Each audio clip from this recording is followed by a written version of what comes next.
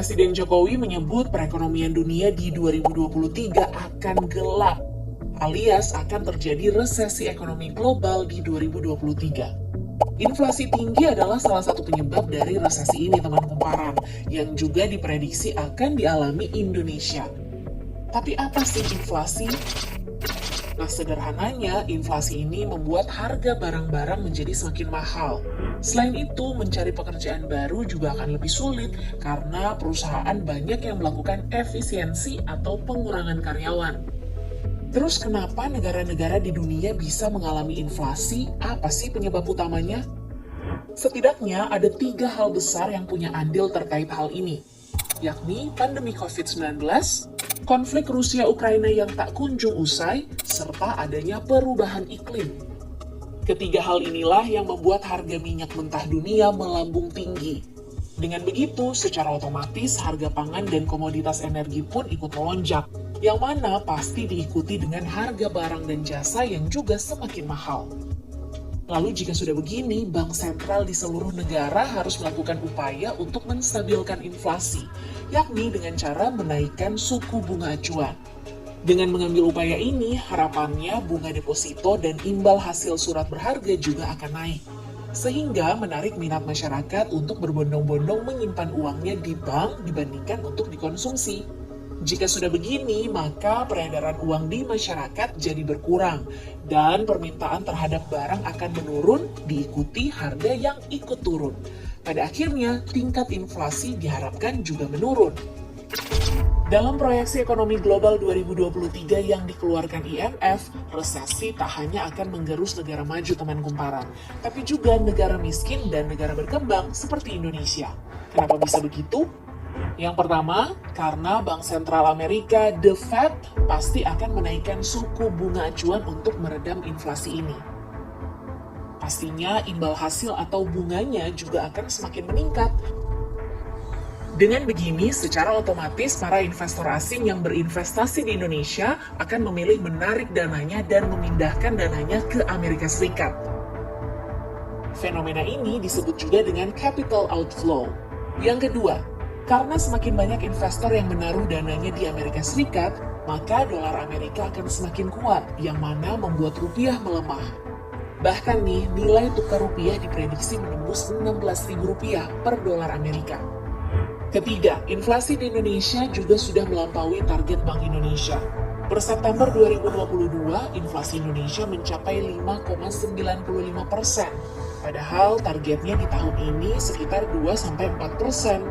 Dan keempat, tentunya ada kaitan dengan pandemi COVID-19. Pada saat pandemi 2020, masyarakat Indonesia melakukan penghematan. Akibatnya, daya beli menurun dan banyak PHK yang terjadi di berbagai perusahaan. Padahal, konsumsi rumah tangga ini menyumbang lebih dari 50% pertumbuhan ekonomi Indonesia loh. Sebenarnya, dalam laporan IMF, pertumbuhan ekonomi Indonesia di 2023 masih diproyeksi positif atau tumbuh sekitar 5%. Bahkan secara keseluruhan, negara berkembang diproyeksi tumbuh positif 3,6% di 2023. Namun, IMF tetap memperingatkan bahwa negara berkembang akan mengalami inflasi yang tinggi, yakni mencapai 9,9% di tahun ini dan menurun ke 8,1% di tahun depan. Nah, ancaman resesi sudah di depan mata. Lantas, apa yang perlu pemerintah lakukan?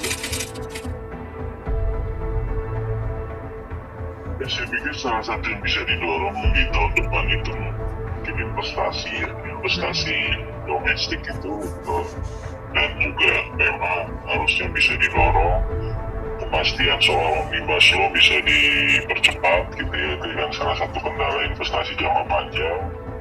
Lalu yang lain mungkin dari sisi peningkatan demand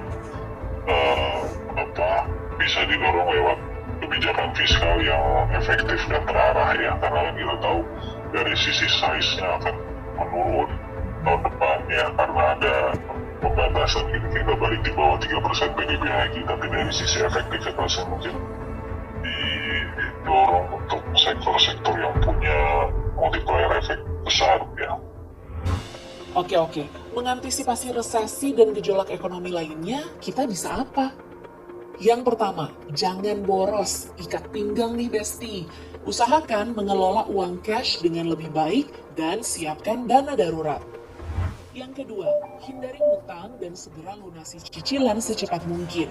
Karena dengan naiknya suku bunga acuan, maka bunga cicilan kita juga akan naik, sehingga cicilan kita akan semakin membengkak. Lalu untuk berinvestasi, sebaiknya letakkan di produk safe haven yang mudah dicairkan seperti logam mulia. Terus, karena perekonomian global tidak bisa diprediksi, bagi para karyawan nih, sebaiknya tunda dulu keinginan untuk resign dari tempat kerja. At least, kita mengamankan dulu sumber utama pemasukan kita. Tapi, beda lagi dengan kalian yang mungkin memiliki dana lebih. Kalian bisa tetap berbelanja, wisata kuliner, dan berlibur. Pengeluaran kalian itu justru bisa mendongkrak pertumbuhan ekonomi Indonesia. Tak ada salahnya mempersiapkan upaya preventif dalam menghadapi prediksi gelapnya ekonomi global di 2023. Jika resesi tak terjadi, syukur. Terjadi pun kita sudah punya senjatanya.